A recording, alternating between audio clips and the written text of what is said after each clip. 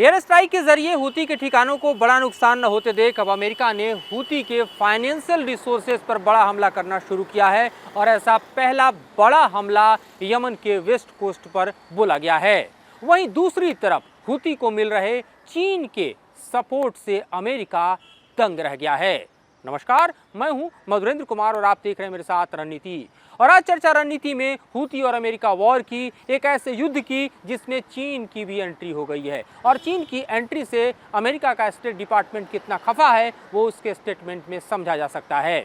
15 मार्च से लगातार America Houthi के ठिकानों पर एयर स्ट्राइक कर रहा है। चाहे सना की बात करें, हदीदा की बात करें, हदा की बात करें, इन तमाम इलाकों पर लगातार हमले के बावजूद अमेरिका को कोई बड़ी सफलता हूती के खिलाफ हासिल नहीं हुआ और ऐसे में अब हूती के जो फाइनेंशियल रिसोर्सेज हैं उसको अमेरिका ने पहली बार टारगेट करना शुरू किया है।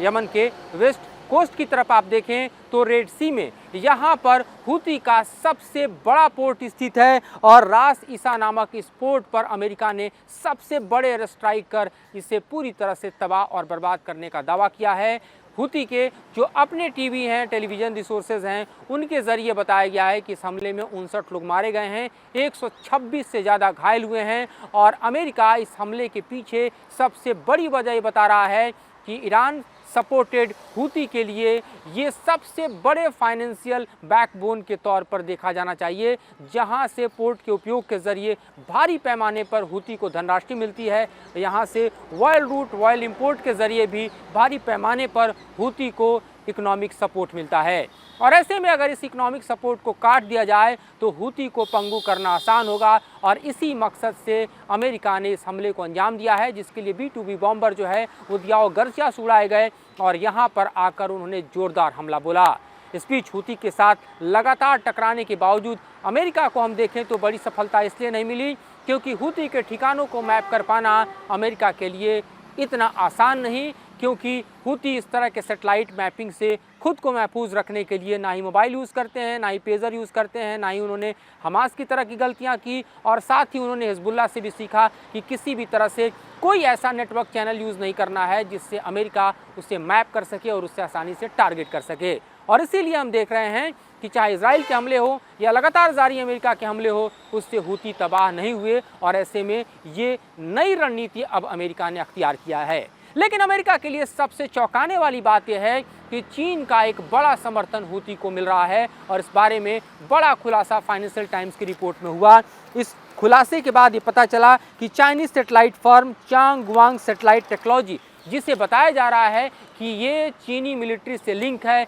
ये दरअसल अमेरिकी ठिकानों और अमेरिकी टारगेट से जुड़े सैटेलाइट मैप और जो पिक्चर्स हैं, विजुअल्स हैं, वो हूती को प्रोवाइड करते हैं, जिसके कारण रेड सी में आप देखिए तो जो अमेरिका का डिप्लॉयमेंट है वो लगातार हूती के टारगेट पर है और अमेरिका के जो यहाँ पर वॉरशिप हैं या वेसल्स हैं या यहाँ का जो ट्रेड रूट है वो पूरी तरह से डिस्टर्ब करने में हूती इसलिए कामयाब हैं क्योंकि उन्हें अमेरिकी सैटेलाइट फर्म के ज़रिए इस तरह की सैटेलाइट तस्वीरें और बेहद पिन पॉइंट स्ट्राइक के लिए दरअसल इनपुट्स मिलते हैं, जिसके कारण हूती जो है वो अमेरिका के खिलाफ और यूरोप के खिलाफ, इजराइल के खिलाफ बड़े पैमाने पर हमला करने में कामयाब रहता है। इस चौंकाने वाली रिपोर्ट के बाद यूएस स्टेट डिपार्टमेंट ने जोर का हल्ला बोला है, जोरदार हमला चीन के ऊपर बोला है और चीन के ऊपर हमला बोलते हुए यूएस स्टेट डिपार्टमेंट ने यहाँ तक कह डाला है कि चीन का समर्थन ग्लोबल पीस के लिए नहीं है, क्योंकि चीन नॉर्थ कोरिया को सपोर्ट करता है, चीन रूस को यूक्रेन वॉर में सपोर्ट करता है, चीन ईरान को सपोर्ट करता है और अब चीन उस हूती को भी सपोर्ट करता हुआ पाया गया है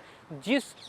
हूती ने दरअसल समूचे रेड सी के ट्रेड रूट को तबाह कर दिया है। स्वेज कैनाल जो है वो इस वक्त देखें तो जहां से 17% दुनिया का ग्लोबल ट्रेड होता है वो पूरी तरह से अगर डिस्टर्ब है तो हूती के कारण है और इस तरह के हूती पिन पॉइंट स्ट्राइक इसलिए कर पा रहे हैं क्योंकि उन्हें चीन के ज़रिए इस तरह के इनपुट्स प्रोवाइड किए जा रहे हैं। इस बारे में जो बयान है वो टेमी ब्रूस ने जारी किया है और यूएस स्टेट डिपार्टमेंट के इस जारी बयान के बाद हम देखें तो बेहद एक नया वॉर जो है वो चीन और अमेरिका के बीच शुरू हो चुका है, जो कि ट्रेड वॉर से इतर हम देखें तो स्ट्रेटजिक वॉर के तौर पर देखा जा सकता है, सामरिक युद्ध के तौर पर देखा जा सकता है। यानी ट्रंप और जिनपिंग के बीच अभी ट्रेड वॉर उफान पर ही था, इस बीच एक नए वॉर का भी सूत्रपात इसके जरिए हम देख सकते हैं। इससे यह भी जानकारी निकलकर सामने आई है कि पिछले 24 घंटे के भीतर 2 बड़े बैलिस्टिक मिसाइल हमले हूती ने इजराइल के ऊपर किए हैं। हालांकि आईडीएफ का दावा है कि उसे समय रहते इंटरसेप्ट किया गया है और उसे डिस्ट्रॉय कर दिया गया है। लेकिन आप देखिए तो जिस तरह से इस वक्त इजराइल में बजते हुए आपको रेड सायरन और अलार्म सुनाई दे रहे हैं, ये हमास और हिजबुल्लाह के कारण नहीं बल्कि सबसे ज़्यादा हूती के कारण है, जो 1300 किलोमीटर दूर बैठे इजराइल को जीने नहीं दे रहा, सोने नहीं दे रहा और उसकी चैन को हराम किए हुए है। और हूती को टैकल करने में न इजराइल अब तक कामयाब दिखाई दे रहा है और ना ही अमेरिका दिखाई दे रहा है। बदले स्ट्रेटजिक रणनीति के तहत हम देखें तो अमेरिका ने भले ही अब सीधे तौर पर हूती के बैकबोन यानी इकोनॉमिक बैकबोन को टारगेट करना शुरू किया है, लेकिन इसके क्या बड़े परिणाम निकलकर सामने आएंगे ये कहना अभी मुश्किल है, क्योंकि हूती के पीछे अगर ईरान की सप्लाई लाइन दिखाई दे रही है तो जिस तरह से चीन का हाथ निकलकर सामने आया है वो दरअसल अमेरिका को दंग करने वाला, हैरान और परेशान करने वाला है, जिसे लेकर यूएस स्टेट डिपार्टमेंट के बयानों में समझा जा सकता है। इस बीच आप देखिए तो हमास के खिलाफ इजराइल के हमले जारी हैं, लेकिन किसी भी तरह के सीज फायर की संभावना अब भी दिखाई नहीं दे रही, क्योंकि जिन शर्तों पर दरअसल इजराइल चाहता है कि हमास घुटने टेक दे उसके लिए हमास अब भी तैयार नहीं। दूसरी तरफ आप देखिए तो ईरान के साथ जो अमेरिका की बातचीत रूम में होने वाली है उस पर सबकी निगाहें टिकी हुई हैं। अगर ये बातचीत फेल होती है तो क्या अमेरिका और ईरान के बीच भी जंग शुरू होगी? क्या एक नए जंग का सूत्रपात होगा? क्या मिडिल ईस्ट एक ऐसे जंग में गिर जाएगा जो कि थर्ड वर्ल्ड वॉर से कमतर नहीं हो सकता है? तो इस पर भी सबकी निगाहें टिकी हुई हैं जो कि रोम में होने वाली है। हालांकि ईरान की तरफ से साफ कह दिया गया है कि किसी भी कीमत पर वो अपने न्यूक्लियर प्रोग्राम को डिटेल नहीं करने जा रहा। इस बीच जो रेड सी में तैयारी है उसे हम साफ तौर पर देख सकते हैं, जहां पर यूएसएस ट्रूमैन के साथ साथ अब कार्ल विंसन जैसे एयरक्राफ्ट करियर यानी दो एयरक्राफ्ट करियर की तैनाती के साथ अमेरिका जो है वो ईरान पर दबाव बना रहा है। तो ईरान ने भी आप देखिए तो जिस तरह से पर्शियन गल्फ में अपनी तैनाती और तैयारी शुरू की है, जिस तरह के मिसाइल के डिप्लॉयमेंट शुरू किए गए हैं, जिस तरह से वेसल्स और वॉरशिप के डिप्लॉयमेंट दिखाई दे रहे हैं, वो अपने आप में बतलाने के लिए काफ़ी है कि ईरान का डिटरेंट भी अमेरिका के खिलाफ कमज़ोर नहीं है, वो भी पूरी तरह से तैयार है अमेरिका को काउंटर करने के लिए और अमेरिका के साथ दो हाथ करने के लिए। तो ये मुश्किल भरे हालात इस वक्त हमें दिखाई दे रहे हैं, जिसकी जद में एक तरफ रेड सी है, एक तरफ गल्फ पर्सिया दिखाई दे रहा है। साफ तौर पर देखें तो समूचा दुनिया का ट्रेड रूट जो है वो दरअसल इस वॉर से डिस्टर्ब होने के कगार पर खड़ा है। और ऐसी स्थिति में हमें देखना होगा कि किस तरह से अमेरिका ट्रेड वॉर के साथ साथ कहीं एक और नया हम देखें तो दरअसल वर्ल्ड वॉर का सूत्रपात न कर दे, जिसे मिडिल ईस्ट की तरफ से होता हुआ हम देख रहे हैं। अगर शांति आती है तो अच्छी बात है, अगर नहीं आती है तो दुनिया के लिए एक और बड़ा खतरा हम आते हुए देख रहे हैं, जिस पर हमारी निगाहें टिकी हुई हैं और हम होने वाले हर खबर से आपको इसी तरह बाखबर कराते रहेंगे। फिलहाल मुझे और मेरे सहयोगी जयराम को दीजिए इजाज़त।